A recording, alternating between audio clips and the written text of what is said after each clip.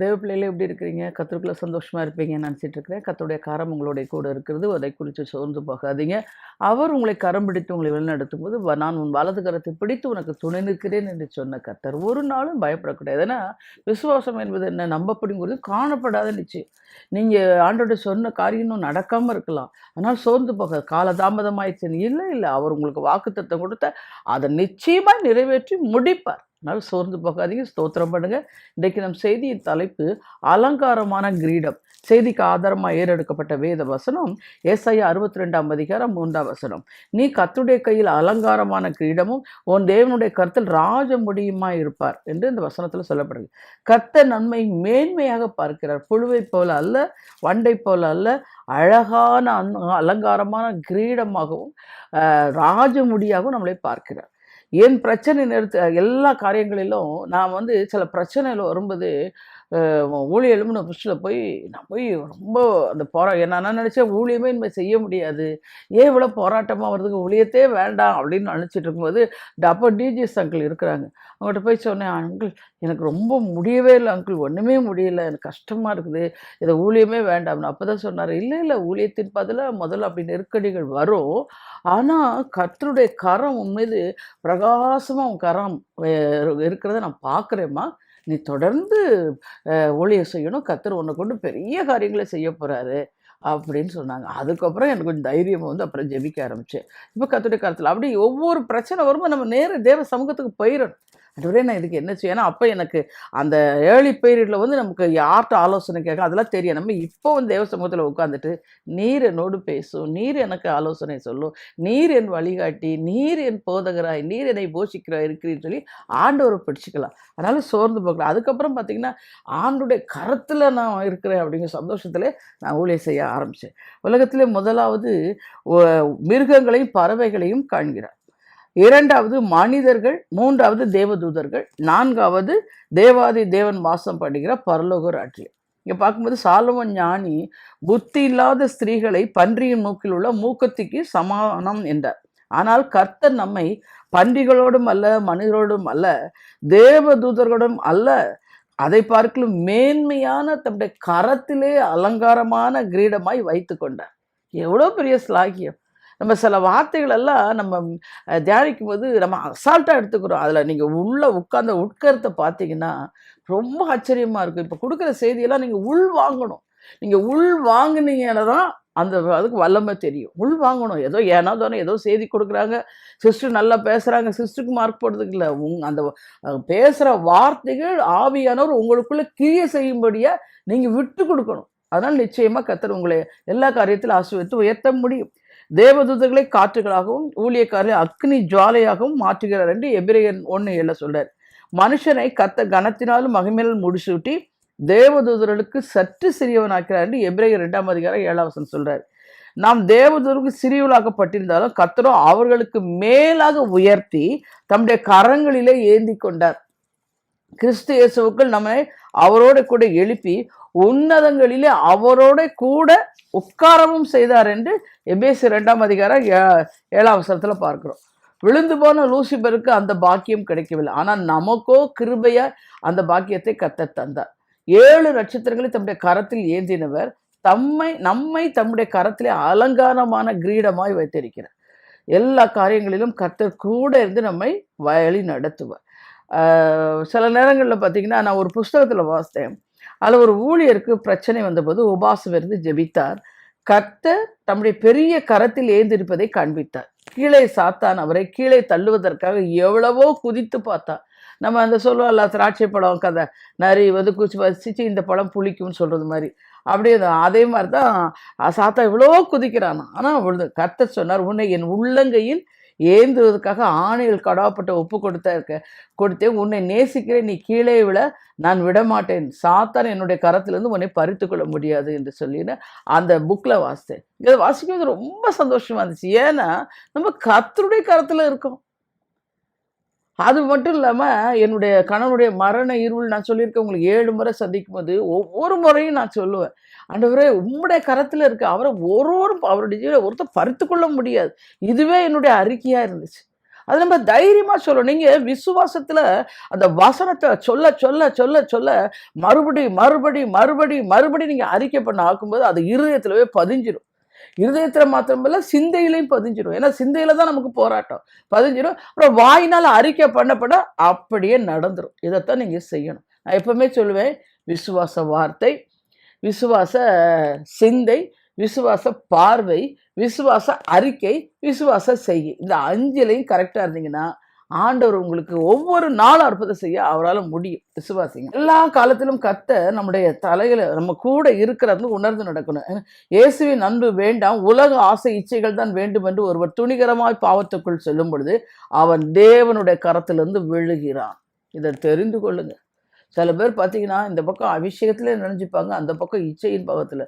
அதெல்லாம் பிசாசு ஈஸியாக உங்களுக்கு இழுத்துருவான். அதனால விடுதலை பெற்றுக்கணும். ஸ்டார்டிங்லயே முளையில கிள்ளி எறிஞ்சிருங்க. நோ, நான் கர்த்தருடைய கரத்தில், நான் கர்த்தருடைய பிள்ளை, நான் எனக்கு இச்சை வேண்டாம் அப்படி சொல்லிட்டு நீங்க சிற்றின்மை இச்சைக்கு இடம் கொடுக்கவே கூடாது. அதுதான், சோதிக்கப்படுகிற எவனும் நான் தேவனால் சோதிக்கப்படுகிறேன் என்று சொல்லாது இருப்பானாங்க. தேவன் பொல்லாங்கினால் சோதிக்கப்படுகிற அல்ல, ஒருவரையும் அவர் சோதிக்கிறவரும் அல்ல. அவன் தந்தன் சுய இச்சையின்படி இழுக்கப்பட்டு சிக்குண்டு சோதிக்கப்படுகிறான். யாக்கோபு 1:13-14. அப்படித்தானே, அவன் சுய இச்சையின்படி தான் இழுக்கப்படுறான். அது நம்ம சொல்லி சொல்லி பார்ப்பார் ஆண்டவர், மனம் திரும்பு. அப்புறம் பார்த்தா நான் சொல்றேன், சில பேர்கிட்ட நம்ம கேட்கும்போது ஏன் இப்படிப்பட்ட ஒரு பாவத்தில் நீங்க விழுந்தீங்க அப்படின்னு கேட்டீங்கன்னா சொல்லுவாங்க, முதல்ல செய்யும்போது அது அவங்க மனசாட்சியை குத்தி இருக்கும். ஐயோ இப்படி செய்யக்கூடாது. தொடர்ந்து அந்த பாவத்தில் விழும்போது அது மழுங்கி போயிடும். அப்புறம் மீட்டு எடுக்கிறது ரொம்ப கஷ்டம்.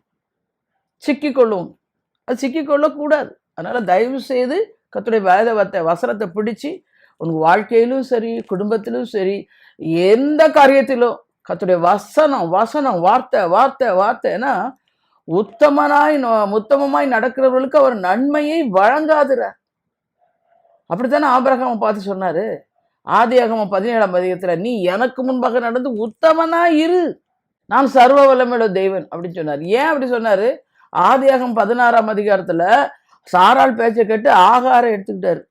அவங்க 2 பேருக்கு சண்டை வருதுன்னு அப்பதான் சொன்னாரு, சாராள் என்ன சொல்கிறாள் அதை போய் செய்யினார். நம்ம ஆண்டவர் நினைச்சிட்டு இருக்கோம் அன்புள்ளவர் தான், ஆனா அவருடைய சத்தத்துக்கு நம்ம செவி கொடுக்கலன்னா நமக்கு ஒன்றும் செய்ய முடியாது. அப்புறம் பாருங்க, எதுக்கு சொல்றேன்னா, அவருக்கு முன்பாக நம்ம உத்தமமா நடக்கணும். சங்கீதம் 119:1 சொல்லுது, வேதத்தின்படி நடக்கிறவர்கள் உத்தம மார்க்கத்தார். அதை மாதிரி நடக்கணும். யோசேப்பை பிடிச்சுமா உத்தமம், அதே மாதிரி தான் நீங்களும் இருக்கணும். சும்மா இதில் இச்சையில் விழுந்துட்டேன், என்னால் முடியல. சில பேர் ஃபோன் பண்ணும்போது சொல்லுவாங்க, நான் விழக்கூடாதுன்னு நினைக்கிறேன், விழுந்துட்டேன். நான் சொல்லுவேன், அதை விழுந்த நீ தானே விழுந்த, இயேசு நாமத்தில் எழுந்துரு. அதில் வேற ஜெபம் பண்ணுங்க, முடியலை சிஸ்டர், இதெல்லாம் சும்மா. நான் என்ன சொல்கிறேன், ஆண்டவருக்கு உன்னை முழுமையாக நீ ஒப்பு கொடுக்கலன்னா நீ விழுந்து எழும்புவா.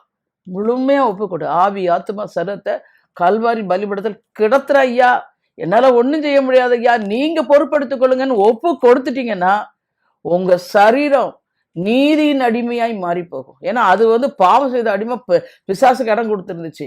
ரட்சிக்கப்பட்ட பிறகு ஒப்பு கொடுக்கணும். சில பேர் என்கிட்ட கேட்பாங்க, ரட்சிக்கப்பட்ட பிறகு இந்த கேரக்டர் என்னை விட்டு போக மாட்டேங்க. ஏன்? நீங்க பலிபீடத்தில் ஒப்பு கொடுக்கல. உங்களுக்கு தெரியும் உங்க பலவீனம். நான் அதனால தான் சொல்ல, சில பேர் ரட்சிக்கப்படுறதுக்கு முன்னாடி பொய்யா பேசுவாங்க, அதை ஒப்பு கொடுக்கல. சில இடத்துல திருட்டு பழக்கம் இருக்கும், அது இருக்கும். அதெல்லாம் ஒப்பு கொடுக்கணுங்க. ஒப்பு கொடுத்துட்டீங்கன்னா அதை வழியை கர்த்தர் மூடி போடுவார். இதைத்தான் நீங்க செய்யணும். எல்லா கருத்திலும் இயேசு நமக்கு நேராய் தம்முடைய அன்பின் கரத்தை நீட்டி, மகனே உன்னை என் உள்ளங்கையில் வரைந்திருக்கிறேன், உன் மதில்கள் எப்பொழுதும் எனக்கு முன்பாக நிற்கிறது என்றார். ஏசாயா 49:16 ஒரு பிரசங்கியார் இயேசுடைய கையின் மணிக்கட்டில் தான் ஆணிகள் அறைந்தார்கள் என்று பிரசங்கித்தார். ஆனால் இயேசுவோ உன்னை என் உள்ளங்கையில் வரைந்திருக்கிறேன் என்றார். ஏசாயா 49:16 இயேசு தோமாவை நோக்கி, நீ உன் விரலை இங்கே நீட்டி என் கைகளை பார், உன் கைகளை நீட்டி என் விழாவிலை போடு, அவிசுவாசம் இராமல் விசுவாசியா இரு என்று யோவான் 20:27 அவர் எங்க நம்ம தோமா தான், அவர் தான் சொல்றாரு இப்படி. அப்புறம் சொன்னதுக்கு அப்புறம் ஆண்டவர் அதை செய்ய சொல்றாரு. இந்த பார்ப்பா, நீ கையில போடு, இதை போடு. எவ்வளவு வேதனை. அப்புறம் ஆண்டவரேன்னு. அதே மாதிரி தான் நீங்க கூட அடிக்கடி ஆண்டவர் உங்களை பார்த்து சொல்லுவார், நான் எல்லாம் பார்த்துக்கிறேன், நீ பயப்படாத, நீ என்னை நம்புன்னு. அப்போதான் நீங்க எப்படி நடக்கும்? நான் உங்களுக்கு ஒன்று சொல்றேன், ஆண்டவர்கிட்ட போய் எப்போ நடக்கும், எப்படி நடக்கும்? யாரை வச்சு நடத்த முடியும்? அப்படிலாம் நீங்க கேட்க நிறுத்துங்க. நான் ஒரு பரிசுத்தவான் எழுதியிருக்கும்போது அந்த பாட்டு எழுதும்போது சொல்லாரு, அவர் சொல்லும்போது எப்படி நடக்கும் யாருக்கு தெரியாது. அவர் செய்த பின்பு எப்படி நடந்தது என்று எவருக்கும் புரியாதுன்னு அது உண்மை. ஆண்டவர் சொல்றது நம்மள மாதிரி அற்ப சற்பமா சொல்லுமா, இயற்கைக்கு அப்பாற்பட்ட வல்லமையில அவர் அற்புதத்தை நம்மகிட்ட பேசுவாரு. நம்ம அதை நம்பவே முடியாத அளவு இருக்கும். ஆனா நம்பணும். அதுதான் அவர். அசாத்தியங்களை அசாத்தியமான ஆசீர்வாதத்தை கட்டளையிட முடியுங்க. நீங்க விசுவாசிக்கணும். ஈசாக்க பஞ்ச காலத்துல விதைக்க சொல்றாரு, விதைக்கிறான். இப்ப நான் உன் கூட இருந்து உன்னை ஆசீர்வதிப்பேன். ஆசீர்வதிச்சாரா இல்லையா? 100 மடங்கு. சோர்ந்து போகாதீங்க, தைரியமா ஜெபிங்க, அவருடைய வார்த்தையை பிடித்துக் கொள்ளுங்கள், கர்த்தர் செய்வார். அவிசுவாசம் இராமல் விசுவாசமா இருன்றார். கர்த்தர் உங்களை அலங்காரமான கிரீடமாக காணும்போது உங்களுடைய சரீர குறைவுகளை குறித்து எண்ணாதிருங்கள். அதுக்கு சில பேர் தாழ்வான சிலர் சொல்லுவாங்க, நான் ரொம்ப படிக்கல, எனக்கு பாட முடியாது, எனக்கு படிக்க தெரியும், எனக்கு பேச தெரியாது, இப்படியெல்லாம் அப்படிப்பட்டவங்களை தான் கர்த்தர் அழைப்பார். உலகத்தார் பெஸ்ட் இன்டர்வியூ வச்சு என்ன படிச்சிருக்கான், எந்த கம்பெனியில் இருக்குன்னு தான் எடுப்பான். ஆனால் ஆண்டவருடைய செலெக்ஷன் எப்படி தெரியுமா? அவருடைய இன்டர்வியூ ஒன்றும் தெரியாதவன், ஞானியை வெக்கப்படுத்தும் பேதையை தெரிந்து கொண்டார். என்னெல்லாம் தெரிந்து கொண்டாருன்னா நான் அதான் நினைப்பேன், என்னையே தெரிந்து கொண்டீரேசப்பா அப்படின்னு சொல்லுவேன். உண்மைதான். நம்ம ஆண்டவர் முன்னாடி நம்மளை தாழ்த்தி ஒப்பு கொடுக்கணும். அதுதான் தாழ்மை உள்ளவர்களுக்கு அவர் கிருபை அளிப்பார். எல்லா காரியத்தில் கர்த்தருங்க தாழ்வு மனப்பான்மைக்கு இடம் கொடுக்கக்கூடாது. கர்த்தர் உங்களுக்கு தேவதூதர்களை எல்லாம் பணிவுடைய ஆவிகளை கட்டளையிட்டிருக்கிறார். எபேசி 1:14 பணிவுடைய ஆவிகள் உங்களுக்கு கட்டளையிடப்படுகிறது. அதை வச்சு விசுவாசிங்க, சோர்ந்து போகக்கூடாது. கர்த்தருக்கு முன்பாக அலங்காரமான கிரீடமாய் காணப்படுவது என்ன அப்படின்னு பார்க்க போறோம் இன்றைக்கு. முதலாவது அலங்காரமான பரிசுத்தம். யாத்திராகமம் 28ஆம் அதிகாரம் 2ஆம் வசனத்துல கர்த்தர் சொல்றாரு, உன் சகோதரன் ஆகரோனுக்கு மகிமையும் அலங்காரமாய் இருக்கும் பொருட்டு பரிசுத்த வஸ்திரத்தை உண்டு பண்ணுவாயாக அப்படி சொல்றாரு. யாத்திராம் 28:2 ஆரோனுடைய குமாருக்கும் மகிமையும் அலங்காரமாய் இருக்கும் பொருட்டு ஒரு அங்கிகளையும் இடைக்கட்சிகளையும் குல்லாக்களையும் உண்டு பண்ணுவாயாக என்று யாத்திரம் 28:40 சொல்றாரு. நம்மை அழைத்தவர் பரிசுத்தம் உள்ளவர். அவர் பரிசுத்தா இருக்கிறது போல நாமும் பரிசுத்தமாய் இருக்க அழைக்கப்பட்டிருக்கிற 1 பேதுரு 1:15 1 தெசலோனிக்கேயர் 4:7. நாம் கர்த்தருடைய கரத்திலே அலங்காரமான கிரீடம் என்று சொல்லும்போது பரிசுத்தமான கிரீடமாய் விளங்க வேண்டும். அசுத்தத்தை அவர் ஏந்த பிரியப்படுவது இல்லை. உன்னை ஏந்திருக்கிற கரம் பரிசுத்தம் உள்ளது. கிரீடத்துக்கு 2 அர்த்தங்கள் உண்டு. முதலாவது காணக்கூடிய கிரீடம், அது பொன்னாலும் வைரத்தாலும் செய்யப்பட்டது. அடுத்தது காணக்கூடாத கிரீடம், அது கனத்தினாலும் மகிமையினாலும் இரக்கங்களினாலும் செய்யப்பட்டது என்று சங்கீதம் 103:4 எபிரேயர் 2:7. ஒரு எல்லா இப்போ பார்த்தீங்கன்னா சில பேர் பார்த்தீங்கன்னா அந்த பன்னி, இப்போ நம்ம பார்க்குறோம், ஒரு பன்னி ஆடு இருக்குன்னா பன்னி சாக்கடையில் விழுந்துருச்சுன்னா அதுலேயே கிடக்கும். ஆனால் ஆடு விழுந்துருச்சுன்னா உடனே எழும்பி சில சுத்திகரிச்சுக்கும். அதை மாதிரி தான் உலகம் என்னும் பன்னியை போல் நம்ம இருக்கக்கூடாது. பாவத்துக்குள்ள அடிமையாக இருந்து அதுக்குள்ளே போய் விழுந்துட்டு அப்படியே கிடக்காதெல்லாம் இல்லை, உடனே எழும்பிடணும். ஏன்னா நீதிமான் 7 தடவை விழுந்தாலும் எழுந்திருப்பான்னு இருக்கு. எழும்பி ஆண்டவரே என்னை பரிசுத்தப்படுத்த, நம்மளுடைய வாஞ்சை எல்லாங்க பரிசுத்தமாக இருக்கணும். பரிசுத்தம் பரிசுத்தம் பரிசுத்தம். அதை நினைவு சிந்த நடக்க எல்லாத்துலேயும் உங்களுடைய விண்ணப்பமும் விருப்பமாக இருக்கணும். ஆண்டவரே என்னை பரிசுத்தப்படுத்தி காத்துக்கொள்ளுங்க அப்படின்னு சொல்லணும். அதான் வேதம் சொல்லுது, பரிசுத்தம் இல்லாமல் ஒருவரும் தேவனை தரிசிக்க முடியாது. எபிரேயர் 12ஆம் அதிகாரம் 14 இருதயத்தில் சுத்தமுள்ளவர் பாக்கியம் அவர்கள் தேவனை தரிசிப்பார்கள் என்று மத்தேயு 5:8 சொல்றாரு. பரிசுத்த அலங்காரத்துடனே தேவனை தொழுது கொள்ளுங்கள் என்று சங்கீதம் 96:9 சொல்றார். கர்த்தர் காண்கிற முதல் அலங்காரம் பரிசுத்தம் என்கிற அலங்காரம். 2வது அலங்காரமான ஞானம். நீதிமொழிகள் 4:9 சொல்றாரு, அது உன் தலைக்கு அலங்காரமான முடியை கொடுக்கும், அது மகிமையான கிரீடத்தை உனக்கு சூட்டும் என்று சொல்றார். ஞானத்தை பற்றி ஆழமான கருத்துக்களை நீதிமொழிகள் 4ஆம் அதிகாரத்தில் நாம் வாசிக்கலாம். உன் தகப்பனுடைய போதகத்தை கேட்டு உன் புத்தி அடையும்படி கவனியுங்கள்னு 1ஆம் வசனத்துல ஞானத்தை சம்பாதி புத்தியை சம்பாதி, என் வாயின் வார்த்தைகளை மறவாமலும் விட்டு விலகாமல் இரு என்று ஞானம் அப்படின்னு சொல்லும்போது கர்த்தருக்கு பயப்படுதலே ஞானத்தின் ஆரம்பம் என்று வேதத்தில் எடுத்து. ஞானமே முக்கியம். அது உன் தலைக்கு அலங்காரமான முடியை கொடுக்கும், அது மகிமையான கிரீடத்தை உனக்கு சூட்டும் என்று 9ஆம் வசனத்தில் பேசுகிறார். உலக ஞானம் அல்ல, அது கர்த்தருக்கு முன்பாக பைத்தியமாக இருக்கிறது. கர்த்தருடைய ஞானம் எப்போது ஆரம்பமாகிறது தெரியுமா? கர்த்தருக்கு பயப்படும் ஞானத்தில். நீதிமொழிகள் 1:7. சாலமோன் ஞானத்திற்காக கர்த்தரிடத்தில் வேண்டிக் கொண்ட கர்த்தர் சாலமோனுக்கு அளவற்ற ஞானத்தை கொடுத்தார். அதாவது அவ கொடுத்ததுனால தான் 2 பிள்ளைகள் வந்து 2 லேடிஸ் வருவாங்க. அவங்க வந்து ஒரு நாள் குழந்தை இது பண்ணிட்டு மறுநாள் பார்த்தீங்கன்னா அந்த சண்டையிட்டு சாலமோனிடத்தில் வந்தார்கள். உண்மையான தாய் யார் என்று கண்டுபிடித்து சாலமோன் அந்த குழந்தை 2 பேருக்கும் வேண்டாம் வெட்டி போடுங்கள் என்றார். உண்மையான தாயின் உள்ளமோ துடி துடித்தது. சாலமோன் அந்த பெண்ணிடம் அந்த குழந்தையை ஒப்புவித்தார். அதுதான் அவருக்கு விசேஷித்த ஞானம் இருந்துச்சு. இது மாதிரி தான் ஒருவன் ஞானத்தில் குறைவுள்ளவனாய் இருந்தால் எல்லோருக்கும் சம்பூரணமாய் கொடுக்கிற கர்த்தரிடத்தில் கேட்க கடவன் என்று யாக்கோபு 1:5. அதாவது நான் ஊழியம் விஷயத்துல புதுசுல எனக்கு எதை பேசுனே தெரியாது. ஆனா என் கூட இருந்தவங்களெல்லாம் அக்கா ஞானம் விளங்க அவளுக்கு அக்கா வாயை திறக்கணும் அப்படின்னே ஜெபம் பண்ணுவாங்க. அது உண்மை. அந்த மாதிரி நீங்களும் ஒவ்வொரு நாள் குடும்பத்தில் எதை பேசணும், எப்படி பேசணும், புருஷன்ட்ட எப்படி நடக்கணும், பிள்ளைகளை எப்படி நடத்தணும், எல்லாம் வந்து ஞானம் விளங்க வாயை திறக்கணும். தேவையில்லாம அது சில குடும்பத்தில் பார்த்தோன்னா மாமியார் மருமகளுக்கு ஏன்னா வார்த்தையினால திட்டிடுறது. அப்புறம் அவங்க சொல்ல ஐயோ அந்த எங்கள் மாமியார் பேசுகிற வார்த்தையினால எனக்கு அந்த வீட்டுக்கு போக பிடிக்கும். அதே மாதிரி இப்போலாம் வந்து முந்தி மாமியார் பயம், இப்போ வந்து அப்படி இல்லை. இப்போ வந்து மருமக கொடுமை. மருமக ஒன்று சொல்லி மகன்கிட்ட சொன்னா மகன் இப்போ அப்படியே படம் எடுத்துடுறாரு. எப்படி என் பொண்டாட்டியை நீ சொல்லலாம்? இந்த தாய் எவ்வளோ வருத்தப்படுவாங்க. அதை செய்யக்கூடாது. குடும்பத்தில் சமாதானம் தேவை. ஒருத்தருக்கு ஒருத்தர் சகித்து கொள்ளுங்கள். அன்பு சகலத்தையும் தாங்கும், அன்பு சகலத்தையும் சகிக்கும், அன்பு சினமடையாது, அன்பு இருமாப்பாய் இராது. எல்லாம் 1 கொரிந்தியர் 13 எழுதப்பட்டிருக்கு. நமக்கு தான் எழுதி வச்சிருக்கிறாரு. இயேசுவின் அன்பினால் நிரப்பப்பட்டவங்க தான். அதை உணர்ந்து நடந்து கொள்ளுங்கள். அப்போ வந்து வரங்களிலே ஞான வரமும் அறிவை உணர்த்துற வரமும் மிக முக்கியமான வரங்களாகும். அந்த வரங்களை கர்த்தர் உங்களுக்காகவே வைத்திருக்கிறார். 3வது பார்க்கும்போது அலங்காரமான பராக்கிரமம். வாலிபத்தின் அலங்காரம் அவர்கள் பராக்கிரமம், முதிர் வயதானவர்களின் மகிமை அவர்கள் நரை என்று நீதிமொழி 20:29 சொல்லுது. இது மனுஷ பலத்தினால் வருகிற பராக்கிரமம் அல்ல. மனுஷ பலம் நோய் வந்தால் ஒன்றும் இல்லாமல் போகும். தெரிந்து கொள்ளுங்கள். உலகத்துக்கு கராத்தே சண்டையை கற்றுக் கொடுத்த பெரிய பலசாலி ப்ரூஸ்லி என்பவருக்கு ஒரு கூட இருந்து ஒரு குட்டி நடிகை ஒரு விஷத்தை கொடுத்து கொண்டுட்டான். அதுதான் உலக ஞானம், உலக பலன். பாருங்க, மரம் போல கீழே சார்ந்து மறித்து போனான். அவனுடைய பலன் எங்க? நம்ம வந்து மைக்கேல் ஜான்சன் வந்து அப்படி டான்ஸ் ஆடுவார். அவர் வந்து 150 வருஷம் வாழணும்னு சொல்லி நிறைய டாக்டர்ஸ் எல்லாம் நரம்பியல், ஹார்ட் டாக்டரு, எல்லாத்துக்கும் போன் டாக்டர், அப்படி தனித்தனியாக குரூப்பாக டாக்டர்ஸ் வச்சுருந்து கூடயே சுற்றிட்டு இருந்தார். என்ன பிரயோஜனம்? தெரிந்து கொள்ளுங்கள். இதுதான் மனித பலத்தால் வாழவே முடியாது. தேவ பிள்ளைகளே, நம்முடைய காலங்கள் கர்த்தருடைய கரத்தில் இருக்குது. நம்முடைய ஜீவன் கிறிஸ்துக்குள்ளாய் மறைக்கப்பட்டிருக்கிறது. ஆயுசு நாட்களை பெருக செய்கிற தேவன் நம்மோட இருக்கிறார். அதை எப்பவும் தெரிந்து கொள்ளுங்கள். அதுதான் அந்த கர்த்தர் தருகிற பலன் உன்னத பலன். லூக்கா 24:49 பரிசுத்தாவி உங்களிடத்தில் வரும்பொழுது நீங்கள் பலன் அடைவீர்கள் என்று அப்போஸ்தலர் 1:8 சொல்றார். அப்போஸ்தலனாகிய பேதுருவின் மேல் அந்த பலன் வந்தபோது சிங்கத்தை போல் தைரியம் உள்ளவளார். இயேசுவை சிலுவையில் அறைந்தீர்கள், தேவன் அவரை எழுப்பினார் என்று முழங்கினார். நம்முடைய உள்ளான மனுஷனில் இந்த பலன் தேவை. அந்த பலனே சாத்தானை எதிர்த்து நிற்கவும் மந்திரவாதிகளை சவால் விட உதவியார். எதுக்குத்தான்? உள்ளான மனுஷன் பலன் அடையணும்னா ஞானப்பாலாகிய திருவசனத்தை உட்கொண்டு பரிசுத்த ஆவியானவரோடு இடைப்பட்டு கொண்டு ஒவ்வொரு நாளும் நம்முடைய ஆத்மா வாழணுங்க.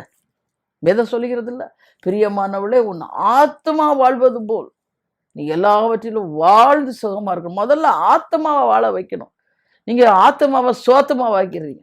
ஆத்மா அதனால்தான் சங்கீதக்காரர் சொல்ல, நீர் என் ஆத்மாவிலே பலன் தந்து என்னை தைரியப்படுத்தினேன். ஆத்மாவில் பலன் எப்படி கிடைக்கும்? வசனம், அபிஷேகம், ஆவியானவர் ஒத்தாசை, இயேசுவின் நாமம், இதெல்லாம் வச்சு நல்லா மனம் திடமானது அப்படின்னாலே பலம் கொண்டு திடமானதாயிரு.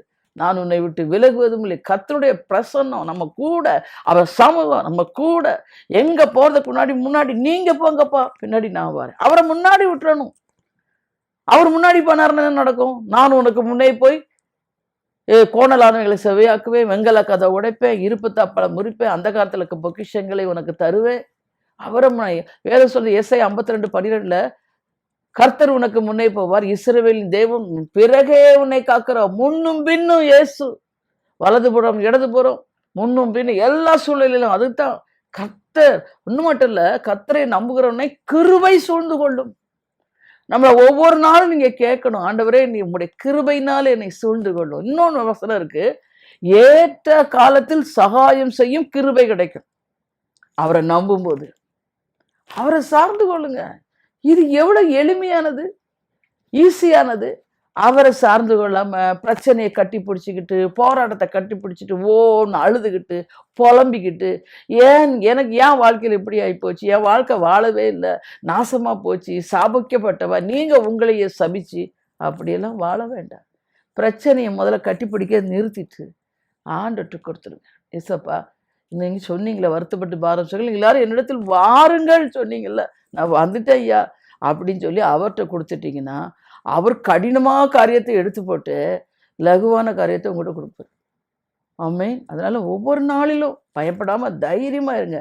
பலத்தினாலும் அல்ல, பராக்கிரத்தினாலும் அல்ல, ஆவினாலே ஆகும் சொல்றார் சகரியா 4:6. அடுத்தபடியா அலங்காரமான வஸ்திரம். எழும்பு எழும்பு சீயோனே, உன் வல்லமையை தரித்துக்கொள், பரிசுத்த நகரமாகிய எருசலேமே உன் அலங்கார வஸ்திரங்களை உடித்துக்கொள். ஏசாயா 52:1 சொல்றார். சுயநீதி என்ற கந்தலை நீக்கி விடுங்கள், கர்த்தர் ரட்சிப்பின் வஸ்திரத்தை உடுத்தி நீதியின் சால்வையை உங்களுக்கு தரிப்பிக்கிறார் என்று ஏசாயா 61:10 சொல்லப்பட்டிருக்கு. அது மாத்திரமல்ல, சாந்த குணமுள்ளவர்களை ரட்சிப்பினால் அலங்கரிப்பார் என்று சங்கீதம் 149:1. இப்போ எஸ்பெஷலி பெண்கள் சாந்த குணமா இருக்கணுங்க. அதுவும் அவங்களுக்கு ஒரு அலங்கரிப்பு. ஆமென். இப்போ காலத்தில் எப்படின்னா, அந்த காலத்துலலாம் கல்யாணம் பண்ணும்போது அந்த இது வாங்குவாங்க இல்லையா, அயர்வாள் முன்னாடி சொல்லுவாங்க, பேரை சொல்லி பியூலாகிய நான் அப்படியே அமைதியா பொறுமையா தாழ்மையா, அதுக்கு வாயே வராது, பயந்து பயந்து சொல்லும். ஆனால் இந்த காலத்தில் கல்யாணத்தில் போய் பாருங்களேன், அந்த பொண்ணு பேர் பியூலாவாகிய நான் அப்படி கத்துது. ஐயரே பயந்துடுறாரு. ஏன்? இப்பதான் இவங்களுக்கு நிச்சயதார்த்தம்னு ஒன்று வச்ச உடனே அவங்க அந்த பொண்ணும் அந்த பையனும் ஒரே க்ளோஸ் ஆயிடுறாங்க. வெளியே போறது என்ன, சுத்துறது என்ன, எல்லாம் பாதி வேலை முடிஞ்சிருச்சு. அப்போ அந்த திருமணத்துக்கு ஒரு கனத்துக்குரிய பாத்திரமா நிற்க முடியல. அங்கே ஃப்ரீயா கல்யாணமா, அதுவும் அவ்வளோதான், சர்வசாதாரணமா, சாந்தம் இல்லாம ஏதோ ஒரு மேட்டுமையா இல்லைங்க. நான் உங்களுக்கு அடிக்கடி சொல்லியிருக்கிறேன், பெருமை உள்ளவர்கள் கர்த்தர் எதிர்த்து நிற்கிறாரு.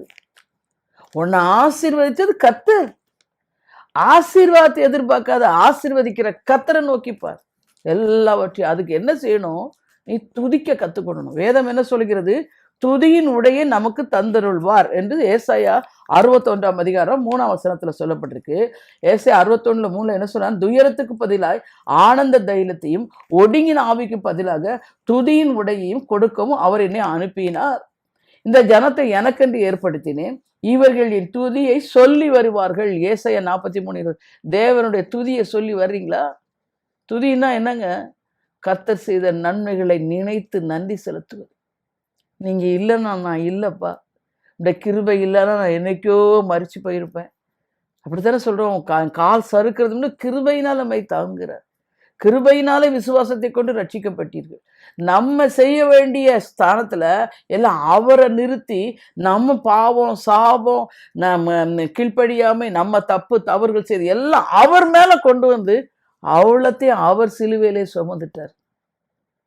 நமக்காக நொறுக்கப்பட்ட நொறுங்குண்ட பலியை அவரை செலுத்திட்டோம். சிலுவையில கொன்று அந்த பாவத்திற்காக அவர் பாவமாகி சாபமாகி நம்ம சிலுவை நம்ம நோயை சுமக்கக்கூடாது, அடிகளால் நொறுக்கப்பட்டு காயப்படுத்தப்பட்டு நமக்கு சமாதானத்தை உண்டு பண்ணும் கர்த்தர் மேல் வந்தது. நீர் தினந்தோறும் நினைங்க. சிலுவை தியானம் தினந்தோறும், வருஷத்துல 40 நாள் நினைக்கிறது அப்படி இல்லை. அது லெண்ட் டேஸ், அது உலகத்தாரை போல வழிபாடு அப்படி இல்லை. நித்தமும் நினைக்கணும், எனக்காக அல்லவோ இந்த கோர சிலுவையில் நீர் தொங்கினீர், நீர் சுமந்தி கிழிக்கப்பட்டீர், நொறுக்கப்பட்டீர், அடிக்கப்பட்டீர். தாகம் தாகம் என்று கத்தினீர். ஜனங்கள் ஆத்துமா தாகம், ஆத்துமாக்கள் ரட்சிக்கப்பட, அதுக்காக அவ்வளோதான் அவர் சுமந்தார். எப்படி ஆண்டவர் மேல அன்பு செலுத்தாம இதை தாரும் அதை தாரும், காரை தாரும், வீட்டை தாரும், வேலையை தாரும், கழுதையை தாரும், குதிரை கேட்டுக்கிட்டு இருக்கிறீங்க? அதை விட என்ன சொல்லணும் தெரியுமா? எனக்காக அல்லவோ இந்த கோலமானீர் ஆண்டவரே, அந்த கேடடைந்தார், அழகற்று தோன்றினார். பாடுறோம் இல்லையா? உணர்ந்து பாடுறீங்களா? இன்னையிலிருந்து சொல்லுங்க, ஆண்டவர் நமக்காக அதாவது அவர் சொல்லுவாரு, என் குமாரனே உங்களுக்காக தந்துட்டேன், மற்ற எல்லாவற்றையும் உங்களுக்கு தராமல் இருப்பது எப்படி? அந்த அன்பு கூறுங்க, ஆண்டவரத்தில் அன்பு கூர்ந்து அவரை நேசிச்சு அவருடைய வார்த்தை கீழ்ப்படிஞ்சு நடங்க. நம் தேவன் துதிகளின் மத்தியில் வாசம் பண்ணி பரலோகத்தில் சேராபீன்கள் கேராபீன்கள் இறைவிடாமல் கர்த்தரை துதித்துக் கொண்டிருக்கிறார்கள். ஆகவேதான் அவரை பரமண்டலில் இருக்கிற எங்கள் பிதாவே என்று அழைக்கிறோம். ஆனால் தாவீது, கர்த்தரை நான் எக்காலத்தில் ஸ்தோத்தரிப்பேன், அவர் துதி எப்போது என் வாயில் இருக்கும் என்று சங்கீதம் 34:1 தீர்மானிக்கின்றார். ஸ்தோத்திரம், துதி, ஆராதனை, மகிமை செலுத்து எல்லாம் ஆவிக்குரிய அனுபவங்கள். எப்படி ஆராதிப்பது? அவரது நாமங்களை, அற்புதங்களை, நன்மைகளை, வாக்குத்தத்தங்களை சொல்லி சொல்லி துதிப்பது. தேவ பிரசனத்தை உணர்வு. அதுக்கு தான் ஆலயத்துக்கு போகும்போதே ஆராதனைக்கே போயிடணுங்க. ஆராதனையில போய் என்ன அர்த்தம்? அங்க உங்களை ஆண்டவர் தேடுவார். ஆராதனை போய் ஆண்டவரோடு நன்றி செலுத்தி அவரை அப்படியே அன்போட பார்க்க அவரு உங்களை பார்ப்பார். ஆராதிக்கும் போது நம்மளை மறந்து அந்த அந்த செய்த அந்த நேரங்கள்லாம் சில நேரத்துல சொல்லணும், நீங்க இல்லைன்னா நான் இல்லையப்பான்னு அப்படி அழுகுறீங்கல்ல. ஆராதிக்க போகணும், நன்றி செலுத்துற நேரம் தான் அது. ஆனா போக மாட்டீங்க. பிரசங்க நேரத்துல போயிட்டு அதுவும் கடமைக்காக உட்காந்து எழும்பி வந்துடுறீங்க. அதெல்லாம் கர்த்தர் பார்க்கிறார், தெரிந்து கொள்ளுங்க. மாறாக முறுமுறுத்தால் அல்லது குறை கூறி கொண்டிருந்தால் ஆசீர்வாதத்தை இழந்து போவீர்கள். இஸ்ரவேல் ஜனங்கள் அநேக கர்த்தரிடத்தில் நன்மைகளை பெற்றிருந்தும் தேவனை துதிக்காமல் முறுமுறுத்ததனால் கானானை சுதந்திரிக்க முடியாமல் வழியிலே மடிந்து போனார்கள். அவங்க எதுக்கெடுத்தாலும் மோசையை குறை சொல்லுவாங்க. அடுத்தது என்ன சொல்லுவாங்க? எகிப்துல எங்களுக்கு என்ன பிரேத குழி இல்லையா, மோசை இங்கே கூட்டிட்டு வந்த எல்லாம் நெகட்டிவ்ஸ்.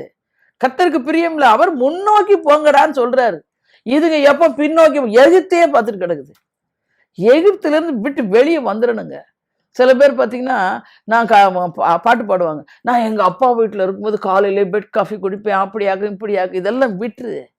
போட்டு புளிச்சமாவே போட்டு மறுபடியும் பேசி அந்த மனுஷனை கோவப்படுத்தாத.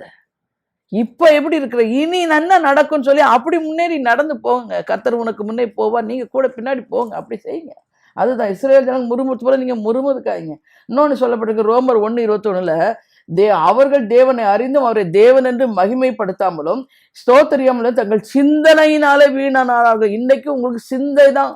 சிந்தையில வீணராக போயிடக்கூடாது. சிந்தையில முழுசும் நடக்குமா நடக்காதா, கிடைக்குமா கிடைக்காதா, இதெல்லாம் முடியாது. எல்லாம் பிசாசுடைய சரக்கு. அவனுடைய அவன் சொன்னதை நம்பி எடுத்து வச்சிருக்கேன், அதெல்லாம் தூக்கி அப்புறப்படுத்தி உங்க சிந்தையை கிறிஸ்துக்குள்ள சிறைப்படுத்தணும். அப்ப சொல்லணும், நீங்க கர்த்தர் என்னோடு இருக்கிறார், எனக்காக யாவையும் செய்து முடிக்க வல்லவர், நான் ஆசீர்வாதமா இருப்பேன், அப்படி சொல்லணும். அப்படி சொல்லி சிந்தையை ஃபுல்லா வசனத்தால நிரப்பி வைக்கும்போது அந்த சிந்தையில வல்லமை உண்டு, ஜீவன் உண்டு, பலன் உண்டு. கர்த்தருடைய நீங்க நன்மையை பேச பேச பரிசுத்த ஆவியானவர் வந்து அந்த சிந்தையில அசைவாடுவாரு. நீங்க நன்மையாம் கிருபையும் உங்களுக்கு அப்படியே டெலிவரி ஆகும். நீங்க நெகட்டிவா எல்லாம் தேவையில்லாம சிந்தையில போய் பிசாசு சொன்னதை உலக சிந்தை, மாம்ச சிந்தை எல்லாம் ஏத்தி வச்சுட்டீங்கன்னா அங்க போய் அசுத்தாவி அசைவாடுவான். அப்ப எல்லாமே எப்படி வர்றோம், எதை விதைச்சிருக்கிறீங்க அதை அப்படியே டெலிவரி ஆகும். அப்படியே நீங்க அறுவடை செய்யணும். தெரிந்து கொள்ளுங்கள். இதனால தான் வீண் சிந்தையை வெறுத்து உணர்வில்லாத அவருடைய இருதயம் இருளடை. ஸ்தோத்தரிக்காம இருந்தீங்கன்னா உங்க இருதயம் இருளடையும். ஸ்தோத்திரம் செலுத்தணும். ஸ்தோத்தரிக்க ஸ்தோத்தரிக்க கிருபை பெருகும். ஸ்தோத்தரிக்கும் பொழுது உங்களுடைய எல்லாவற்றின் மீது மகிமையின் காவல் வைக்கப்படும். குடும்பமாக தேவனை துதிக்கும் போது தேவ பிரசன்னம் கடந்துவது. கர்த்தரின் பிரசன்னம் சாத்தானின் வல்லமைகளை விரட்டி அடிக்கும். தெய்வீக சந்தோஷம், சமாதானம் உண்டாகும். குடும்ப ஜெபம் ஏறிடுங்க. எல்லாவற்றிற்கும் ஸ்தோத்திரம் செலுத்துங்க. துதியின் உடைக்கு வேறு பேர் ஆனந்த தைல அபிஷேகம் என்று எபிரேயர் 1:9 சொல்றாரு.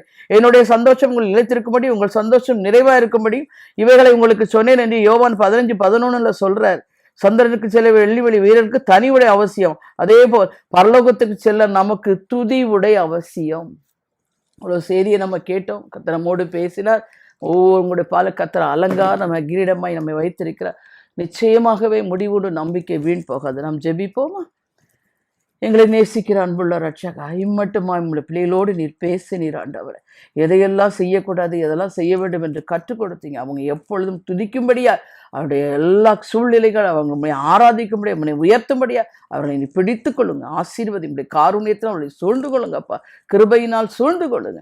உஷப லிஹதுரி கந்துரி ஹடதுனி ஷபீரதுரி கந்து லி பீதிரி கந்துரி ஷப ஜபராஜ். சோர்ந்து போகாதே. கர்த்தர் தான் உன்னை ஆசீர்வதிக்க முடியும் என்று விசுவாசத்தில் நிற்கிறார். ஆனாலும் வார்த்தையெல்லாம் அவிசுவாசத்தில் பொறிந்து தள்ளி விடுகிறார். அதை நிறுத்திவிடு. கர்த்தர் உன்னோடு இருக்கிறார் என்பதை நிரூபித்து காட்ட உன் தலையை உயர்த்துவேன் என்று சொல்கிறார். விசுவாசி. ஓ ஷபி லபி திரிகந்து லிவாஹடது ஒரு ஜபக்குமார் சரீரம் பலகீனத்து நிமித்தம் அடிக்கடியாய் மரண பயத்தில் உன்னுடைய சிந்தை எல்லாம் மரண பயத்திலாம் இருப்பதை காண்கிறேன். எல்லாவற்றையும் எடுத்து போடு. ஆயுசு நாட்களை பெருகச் செய்கிற தேவனுக்கு ஸ்தோத்திரம். பயம் வரும் பொழுதெல்லாம் கர்த்தருடைய நாமத்தில் உன்னை பயத்தின் நாமையை கடிந்து கொண்டு கர்த்தர் நான் பயப்படும் நாளில் உண்மையே நம்புவேன் என்று விசுவாசி. உன் கண்கள் அதிசயத்தை காணும். ஷபி லகு தூணி கந்துனி தீரஹாந்துரி பௌஷத ரெஹபல தூணி கபகரபல லிஹேரதுரி ரோஸ்மேரி. சோர்ந்து போகாதே. கர்த்தருடைய கரத்துல நீ இருக்கிறாய். ஒருவன் அதை பறித்து கொள்ள முடியாது. பயப்படாதே. நோட கூட இருக்க ஒருவனும் தீங்கு செய்ய உன் மீது கை போடுவது இல்லை. விசுவாசி. உஷபி லக துனக துக்கரு சந்துரினா திரிபாக ருபெலி பீக கிருபாவதி. சோர்ந்து போகாதே. கர்த்தருடைய கரம் உன்னோட கூட இருக்கிறது என்று விசுவாசி. அவர் கரம் பிடித்து நடத்துவேன் என்று வாக்கு கொடுத்தது உண்மைதான். கர்த்தர் உன் வலது கரத்தை பிடித்திருக்கிறார். உனக்கு துணை நிற்கிறார். அனுகூலமான துணையா உன் காரியங்கள் எல்லாவற்றையும் அனுகூலம் பண்ணுகிற கர்த்தராய் கடந்து வந்திருக்கிறார். விசுவாசி. உன் கண்கள் அதிசயத்தை காணும். ஷபி லபூதர கலபா. இந்த பிள்ளைகள் என்னென்ன காரியத்தில் அனுகூலமாய் காரியம் முடிய வேண்டும் என்று விரும்பி நிற்கிறார்களோ இசப்பா. காரிய சித்தியோ கர்த்தரால் வரும். நாங்கள் நம்புறது கர்த்தரால் வரும். ஜெயமோ கர்த்தரால் வரும் என்றவனமா அவளை ஆசீர்வதித்து உயர்த்துவீராக. நீரப்படி செய்வதற்காக ஸ்தோத்திரம். இயேசு கிறிஸ்துவின் நாமத்தில் ஜெபிக்கின்றேன் ஜீவன் உள்ள தகப்பனே. ஆமென். ஆமென். தேவ பிள்ளைகளே, இந்த செய்தி உங்களுக்கு மிகுந்த பிரயோஜனத்தை கொண்டு வந்திருக்கும் என்று கர்த்தருக்குள் நம்புகின்றேன். கர்த்தர் தாமே உங்களை ஆசீர்வதிப்பாராக. ஆமென். ஆமென்.